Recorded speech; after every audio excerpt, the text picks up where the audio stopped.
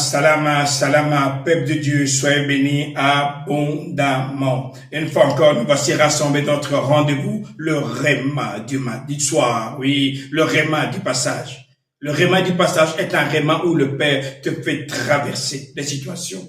Chaque soir, le Père vient faire un compte-rendu avec toi. Comment a été la journée? Oui, le réma du matin t'amène à prier pour ta journée. Et le soir, le Père vient te rencontrer. Comment s'est passée ta journée? Bien-aimés, nous devons savoir que le Père est vivant. Et c'est un Père responsable, un Dieu responsable. Quand il vient dans ta vie, c'est pour te demander, est-ce que tout va bien? Est-ce que tout se passe bien avec toi? Et comme tout enfant responsable, tu mets les choses sur la table, tu dis, Père, voici aujourd'hui, je fais ceci, je fais cela, je fais ceci. Mais il y a ceci qui manque. Et c'est ça la prière. Beaucoup de gens se trompent dans la prière. Ils croient que la prière, c'est réciter des psaumes, réciter des versets bibliques simplement. Non, non. La prière, c'est parler avec le Père. Être un avec le Père. Parler comme tu parles à un confident, à quelqu'un à qui tu as confiance.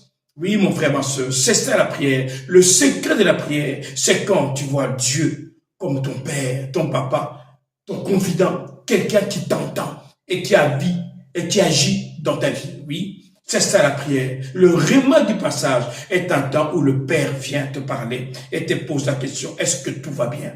Ils sont dit ce passage, nous sommes toujours dans Josué, au chapitre 10, au verset 2, on dit ceci. Ces nouvelles font très peur aux gens de Jérusalem.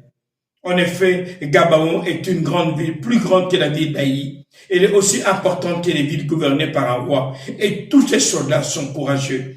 Alors Adoni-Sédec, roi de Jérusalem, envoie des messagers à Oam, roi d'Hébron, à Piram, roi de Yamout, à Yafa, roi de Loutish, et à Débri, roi d'Eglon. Il leur demande ceci. Venez m'aider à attaquer la ville de Gabaon, car ses habitants ont fait la paix avec Josué et Israël. Mais cette histoire est une histoire historique. Pourquoi je dis qu'il est important de parler avec son père? Ce roi est en train de prendre une ville qu'on appelle Jérusalem. Elle lui appartenait. Et nous savons tous qu'aujourd'hui, Jérusalem est la capitale du peuple d'Israël. Déjà à ce moment-là, le roi voyait ce qui allait se passer. On dit que ce roi a très peur de ce qu'il a entendu. Et tellement qu'il a peur, il réunit d'autres rois pour défendre sa ville et détruire les Gabonites. Pourquoi? Parce que c'est à cause des Gabonites, c'est à partir de là que l'ancrage va se faire pour prendre cette ville. Bien aimé, l'histoire est en train de nous dire des choses qui sont en train de se répéter encore aujourd'hui. Le Père va bientôt prendre son territoire. Mais il a besoin d'une armée. Et cette armée, c'est toi. Tu es le Josué de 2026. Tu es le Caleb de 2026. Oui, pourquoi? Parce que le Père est en train de se créer et de se former une armée. Et chaque soir, le Père vient, il dit à quel niveau tu es.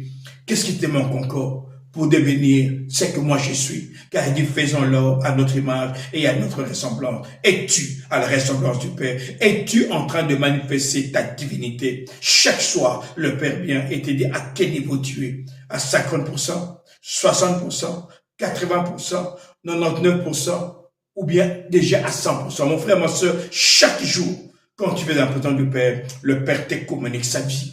C'est pourquoi le réma et du matin et du soir sont très importants. Je vous encourage. Pourquoi? Parce que votre avenir en dépend et votre territoire également en dépend. Le Père a décidé de vous donner des territoires. Alors, mon bien-aimé, reste la présence du Père et tu vaincras. Car avec Dieu, nous sommes plus que vainqueurs. Ici, votre pasteur Nkosi Congo. Alors, je vous dis salama, salama, salama.